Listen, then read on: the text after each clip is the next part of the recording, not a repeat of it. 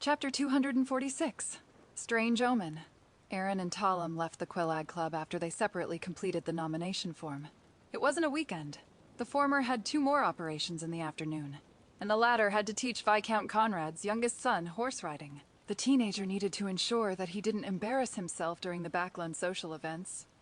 In the second half of the year, Klein watched the manservant dressed in a red vest and a maid in a beautiful dress come and go a few times before finally delivering him his own proof of membership and a badge with the symbol of the Frost constellation engraved on it. An entry fee of £50. There are still 3.5 months left this year, with an annual fee of £4 a year. The manservant in the red vest pushed the 2 objects to Klein. Klein took out the £57 which Mary Gale had given him and handed him £54. The amount beyond the entry fee and annual fee was Mary's first payment. She was very pleased with how quickly Klein obtained information on Dorrigu Gale's mistress, as well as her photo. £50 membership. Madame Mary is such a generous lady. While Klein watched the manservant and the maid verify the money and confirm the exact amount, he recalled Stellan Sammer's private introduction. Mary's father was a co-founder of the Coam Company and had a 20% stake. It was originally just a small company that barely made money, but as Backlund's pollution worsened, and the demand for anthracite and charcoal increased, the company rapidly expanded to become one of the top 10 companies in the capital's industry. As such, Mary's net worth skyrocketed. The only problem was that when she was married to Dora Giel, the company was still quite an unknown company. Her father hadn't paid much attention to using the shares as her dowry, and didn't proceed with any protection of estate gifting, and had instead used the more popular willing of gifts. The former referred to the dowry as an independent and separate estate of the woman, and not subjected to her husband's control. Even the right of use depended on the woman, while the latter assigned the dowry's ownership to the entire family. However, the husband had to immediately make a valid will to promise that if he passed away before his partner, the split of the estate would be 2 to 4 times the rights and interests of the dowry received. After which, the rest would proceed according to the normal inheritance laws, which could effectively guarantee the livelihood of the widow. If Mary initiated a divorce before she could get evidence of Dorrigus adultery, the Coam Company's shares would be divided equally between both parties. Klein remembered Stellan saying enviously, "The current value of those shares is currently close to 20,000 gold pounds. Adding the other property in their name, Mary is a truly wealthy lady. Once she's divorced, she will definitely become the target of many men in Backlund, including some nobles. That's only enough money for Miss Justice to assassinate Ambassador Bakerland twice." Klein suddenly thought about that when he saw the red-vested manservant and the good-looking maid bow at him. "Mr. Moriarty, welcome to the Quelaag Club." Upon hearing this, Klein picked up the proof of membership and the Frost badge. The former was made of elastic paper, which looked like a card with Klein's name and his membership start date on it. After applying an imprint of his index finger, the proof of membership was officially ready for use. The latter was the Quelaag Club's distinctive badge, named for its founding in early November, which corresponded to the month of the Frost constellation. The symbol and the number 192 were printed on the front, followed by Sherlock Moriarty. Imprinted on the back. "The club now has 92 members," Klein asked casually. "Yes. Our club doesn't accept people without a recommendation." The red-vested manservant beamed and introduced. "On the first floor, Teresa Buffet Cafeteria, bar, library, squash room, conference room, and card room. You can use them all for free. The food and wine are free for your sampling as well. There are 16 lounge rooms, and 2 small conference rooms on the second floor. They are also free, and can be used as long as they aren't occupied." The good-looking maid pointed to the rear and said, "There are 2 tennis courts on the lawn. Totally free of charge. There are 2 shooting ranges underground, and you only need to pay the corresponding rental fee of the equipment. If you aren't satisfied with a simple buffet, you can order a la carte. We have an exclusive chef, and you just need to pay for the ingredients. Board, lodging, and entertainment are all provided for, as expected of a high-end club." Klein sincerely thanked Mrs. Mary. He smiled warmly and said, "Send someone to show me around so that I can familiarize myself with the environment. Afterward, give me a lounge to take an afternoon nap." "All right." The red manservant made an inviting gesture. After familiarizing himself with the Quelaag Club's environment, Klein entered a lounge and carefully studied the layout of the place.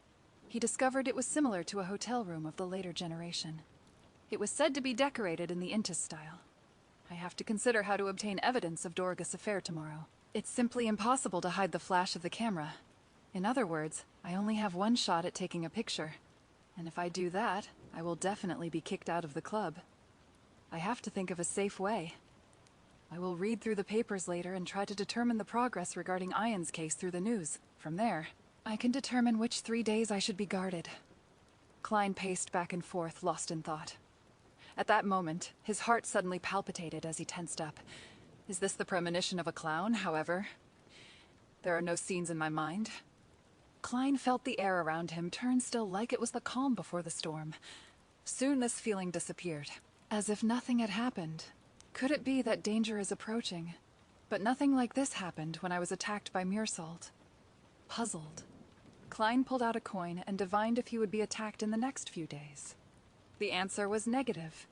After thinking for a few seconds, Klein drew the curtains and pretended to take an afternoon nap. He took 4 steps counterclockwise and went above the gray fog. He sat down and pondered for a long time before muttering to himself, I will be in grave danger in the next few days. After repeating the statement, he flicked the coin again and saw the copper-colored object tumble down and land in his open palm. This time, the portrait of the king was facing up. It meant a positive result. My reaction just now really was an omen that danger is coming.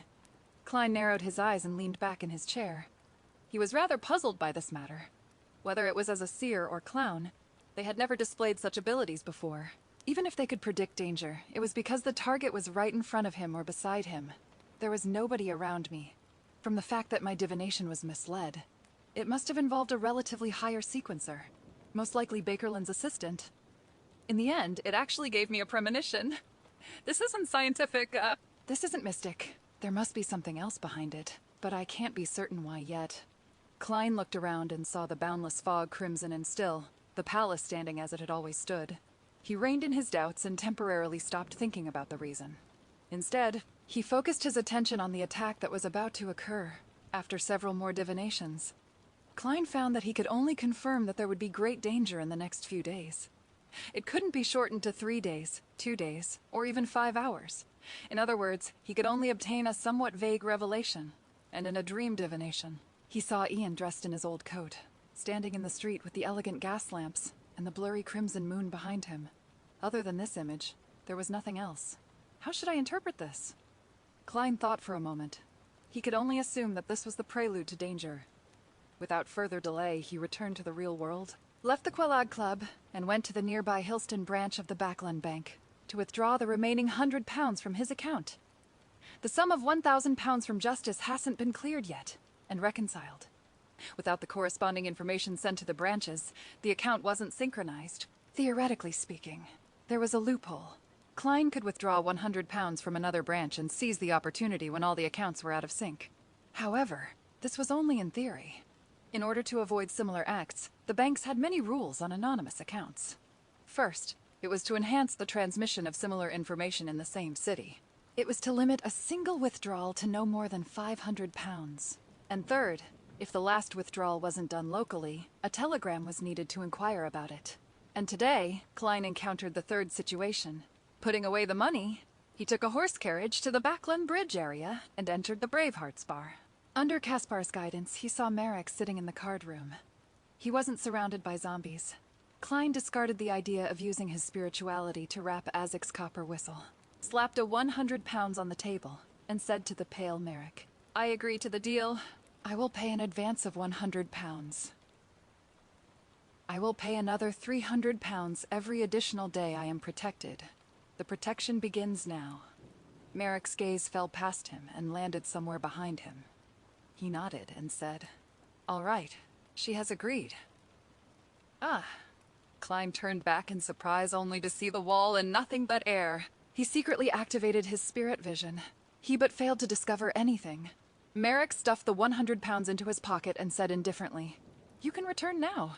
She has begun protecting you, in a hidden way. If I hadn't divined this beforehand, I would definitely think of all of you as cheats.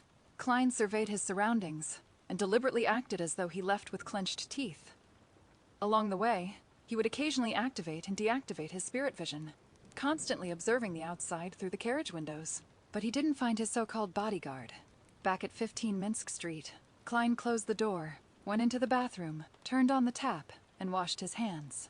The sound of water splashing disappeared as he shook off the water droplets and wiped his palms with a towel. Then, he raised his head to look at himself in the mirror to inspect his appearance. At this moment, he saw himself phasing away in the mirror before transforming into a woman wearing a black regal dress. The woman had light golden hair and blue eyes. She looked very delicate, but her face was abnormally pale. She wore a small black bonnet, lifted her skirt, and bowed at Klein. This, without hiding his surprise, Klein took a few steps back and leaned against the wall. Only then did he realize that this might be the bodyguard he had hired for 1,000 pounds. The image in the mirror quickly dimmed and Klein saw himself again. Everything had been restored back to normal.